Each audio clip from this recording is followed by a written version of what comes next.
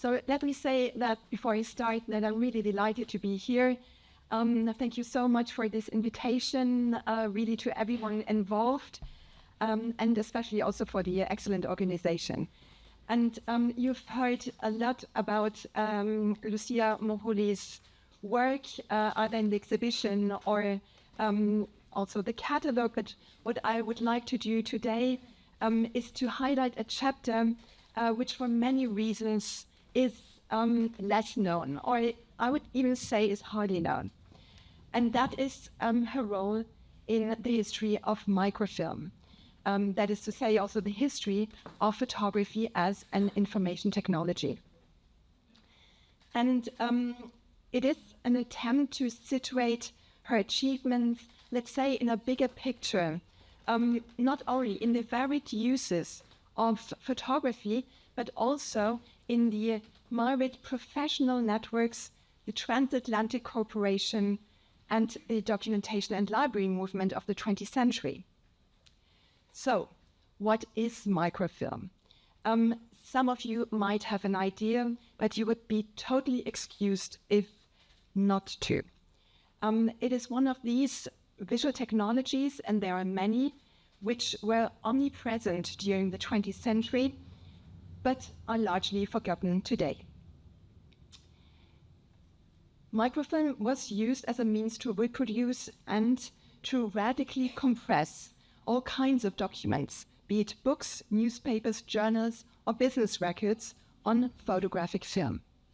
In addition to the 16mm or 35mm film roll, which was the dominant form, which you can see here on top, microphotography, as a more general term, also includes the microfiche on the right and also the optical punch card below.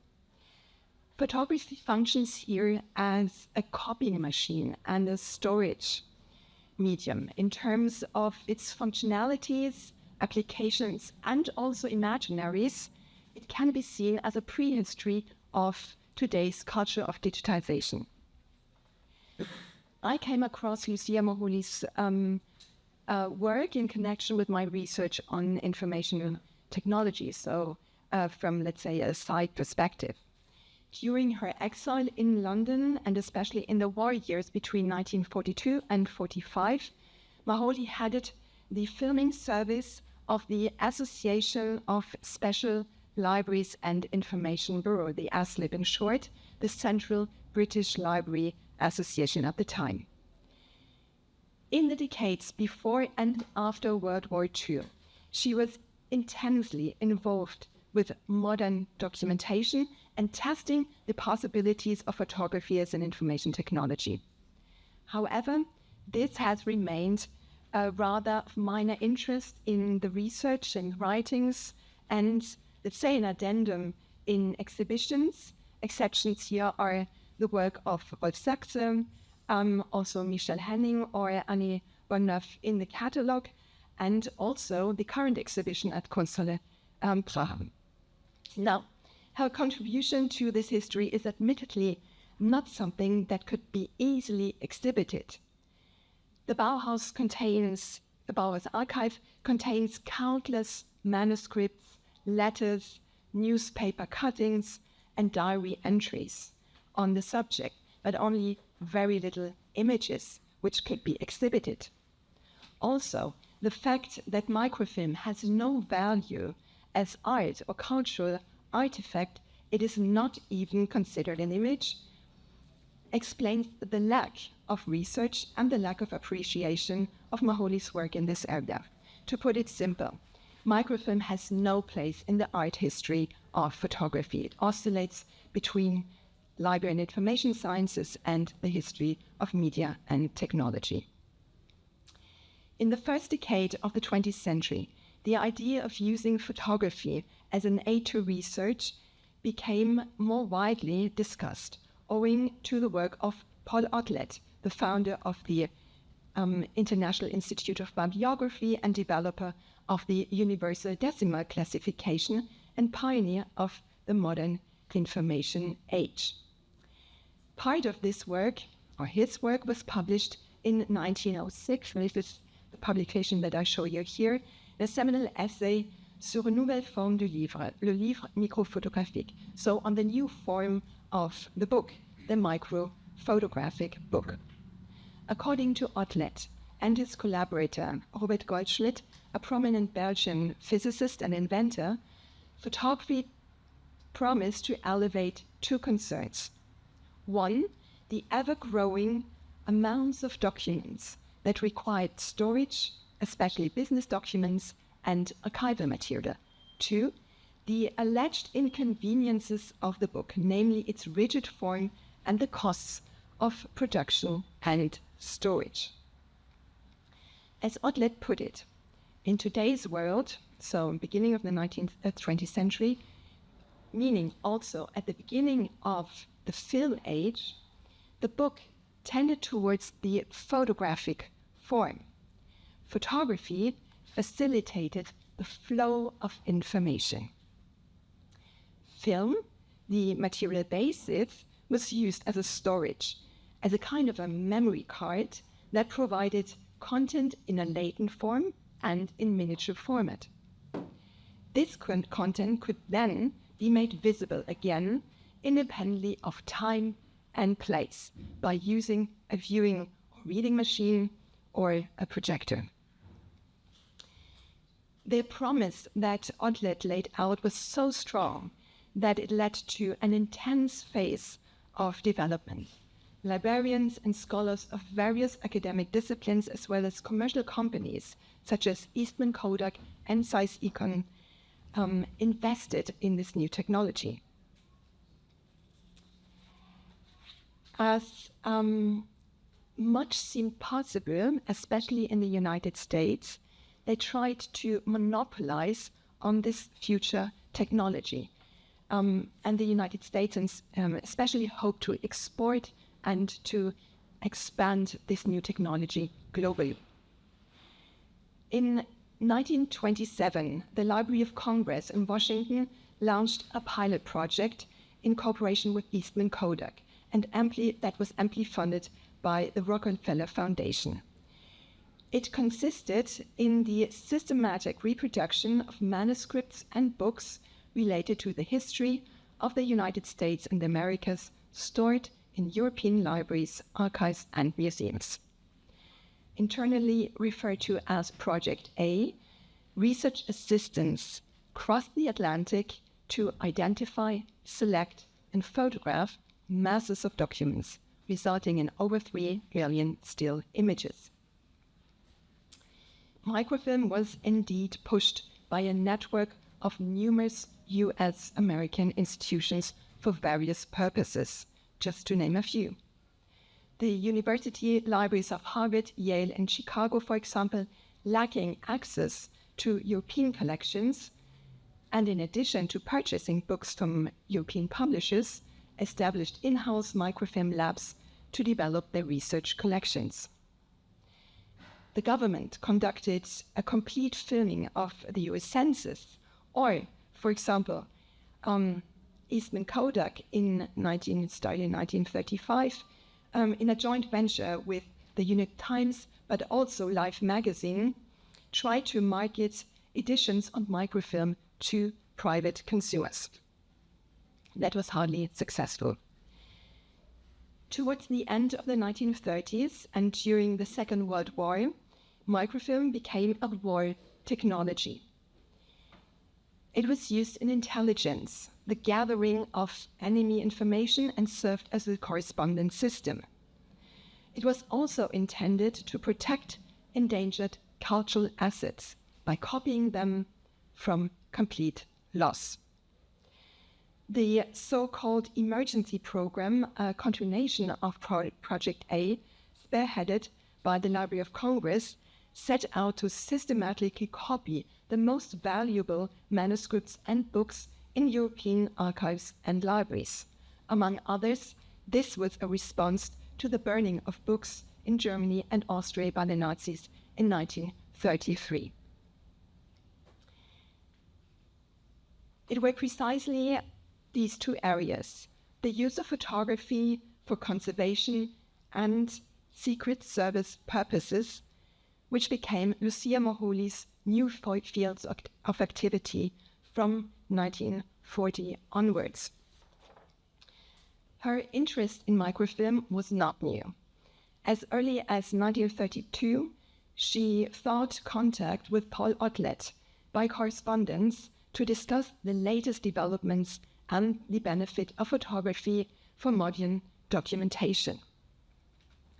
With her specific training and experience in the repro technology that she had acquired at the Hochschule für Grafik und Buchkunst in Leipzig in the early 1920s, Moholy quickly became an expert who in turn trained photographers in this specialized field. The reproduction of masses of documents of all kinds and formats required a complex technical know-how, precision, diligence, and stamina. As head of mission of the AMS, the Association's microfilm service, she directed a staff of up to 30 people. The mission was twofold. For the purpose of conservation and on behalf of the Library of Congress, Moholy oversaw the filming at the Cambridge University Library and numerous London museums and archives. And what I'm showing you here is part of the so-called British manuscript project. And you can see here also that really new technology was tested here because it's an early color image. So of 1942, so Eastman Kodak was testing its color technology here.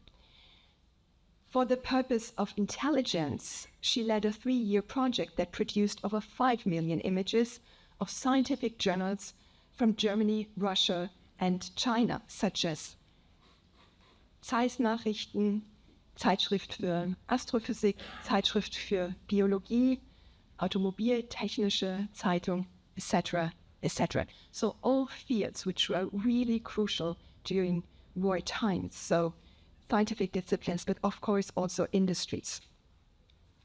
And I'll show you here just 2 answers of a long list of available scientific journals from the Bauhaus archive. So the filming of these journals, which only circulated to a very limited extent after the start of the war, was nothing less than scientific and industrial espionage. In her diaries, she remarked ironically that she had mutated into an employee of Bletchley Park, the British intelligence headquarters in London, or outside London. In addition, the AMS service was also a commercial enterprise. British and American scientists and private companies could order copies of articles of these journals, which were difficult or impossible to obtain otherwise. Taken together, the AMS service reinforced the British-American alliance, not only on the level of military operations, but also on the level of cultural and economic exchange. The AMS was discontinued in 1945. However, the guiding principle of improving the accessibility to knowledge and intellectual cooperation remained quite strong and was also an idea that would merge business opportunities which emerged in the field of the photographic industry, but also a number of newly established startup companies. An event that reflects this idea and the interweaving of humanistic ideas on the one hand and business opportunities on the other was the presentation of the latest American microfilm technology at the Paris Exposition Internationale des Arts et des Techniques just 10 years earlier, so in 1937. The technology coincided with the first World Documentary Congress, which was organized by the League of Nations and sponsored by Eastman Kodak. Among the more than 450 delegates were Paul Otlet, the directors of the European National Libraries, the British science fiction writer H.G. Wells, author of The World Brain, and a number of American delegates, former colleagues of Lucia Moholy. Herself, she was not present at that conference. However, the debates reinforced Otlet's early vision of universal documentation for cultural intellectual exchange and concrete cooperation between institutions worldwide. Microfilm was discussed as a means to store multiple copies in multiple locations, thus benefiting from a decentralized system. I quote H.G. Wells from a subsequent conference report. Knowledge need not have the vulnerability of physical material centralization. In these days of distraction, violence, and general insecurity, it is comforting to think that the brain of mankind, the race brain, can exist in numerous identical replicas throughout the world, in Peru, Iceland, Wales, and New Zealand, as well as here in Paris. After World War II, these ideas were taken up again in the context of internationalism, and in particular with the creation of UNESCO, the UN Organization for Education, Science and Culture. And this is where Lucie Moholy comes back into the picture. In 1945, she presented a draft she had written via the British UNESCO delegation entitled Microfilm Services and Their Application to Scholarly Study, Scientific Research, Education and Re-education in the Post-War Period.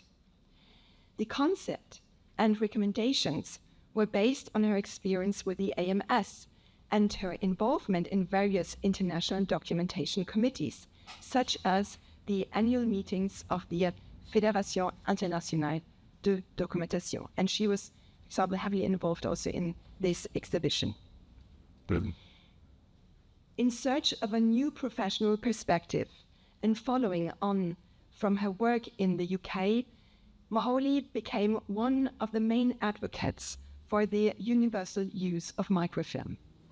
She was solicited as an expert in numerous meetings, such as the International Conference of the German Microfilm Association and the German Photo Industry in Hamburg.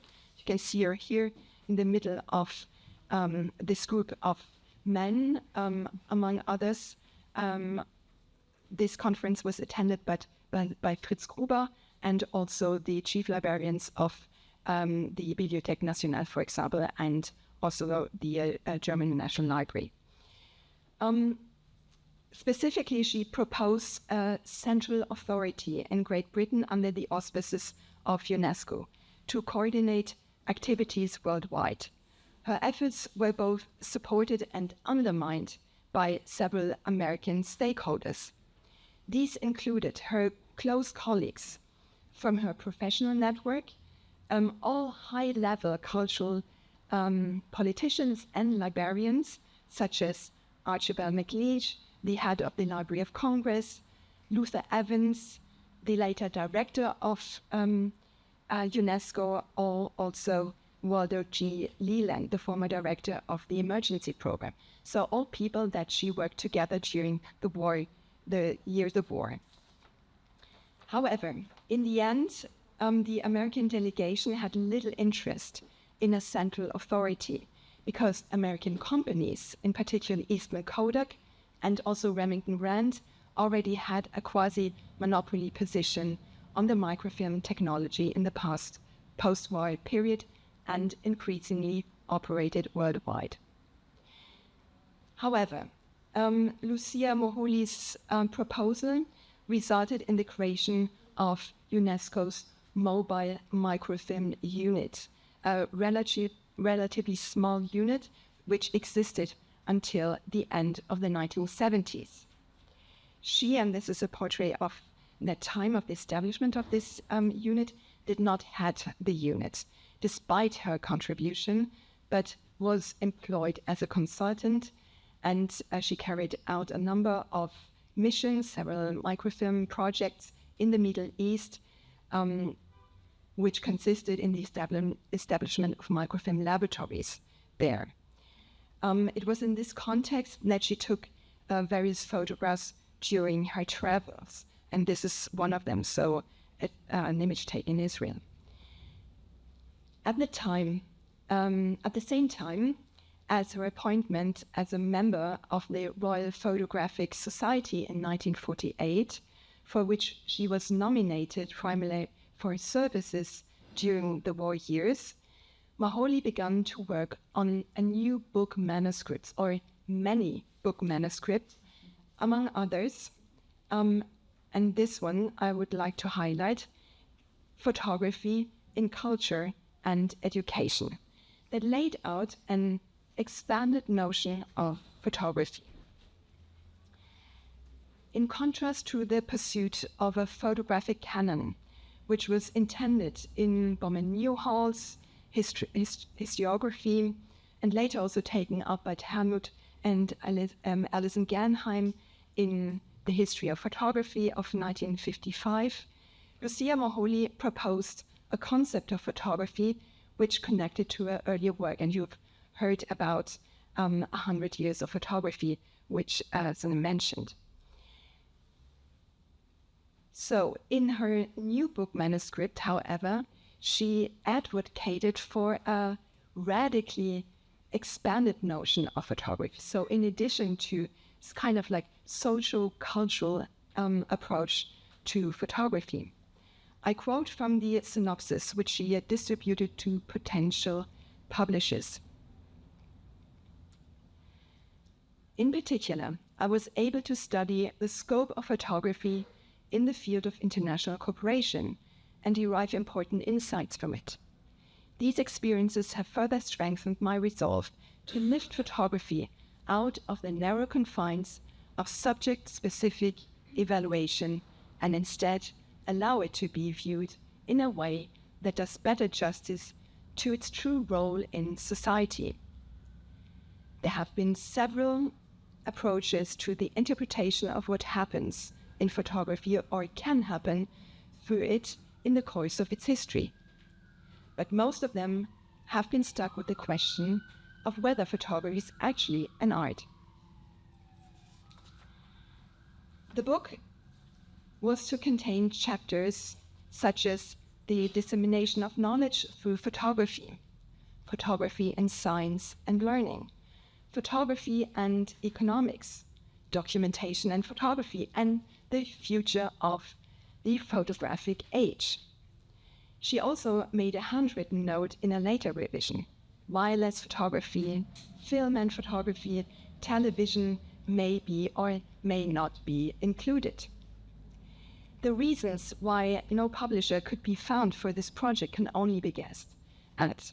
Was it the over-ambitious approach to an all-encompassing and almost limitless story? Was it the general difficult financial situation of publishers in the post-war period?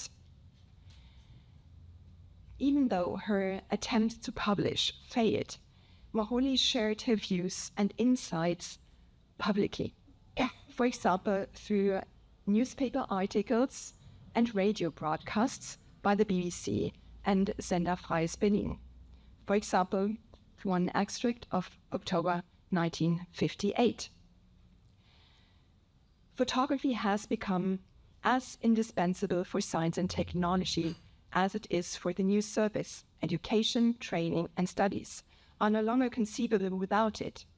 Illustrated books in all price ranges are the order of the day. Documentation, a still young auxiliary science, makes use of photography in a new way. Sport, travel, and advertising are inextricably linked with photography. Wherever our gaze turns, we are surrounded by photographs. In order to understand the significance of Lucia's work, it is not enough to emphasize, as it is the case in the literature, that reproductive can also be creative, or that rather passive, typically female work of photographic documentation also has its raison d'être along artistic production. Because for Moholy, production and reproduction were not opposites, quite the opposite. On the one hand, the mechanical character of photography meant the production of the photographic image without the manual intervention of the artist. And on the other hand, just a simple reproduction of images. So one shades or two shades of the same thing. The progressive nature of thinking these two elements together was the truly innovative moment in Moholy's thinking and work. For with the view that photography impregnated all areas of life and society, that it could be used as an artistic medium as well as an information technology. Her work and thinking, as we know from today's perspective, was far ahead of its time. Thank you.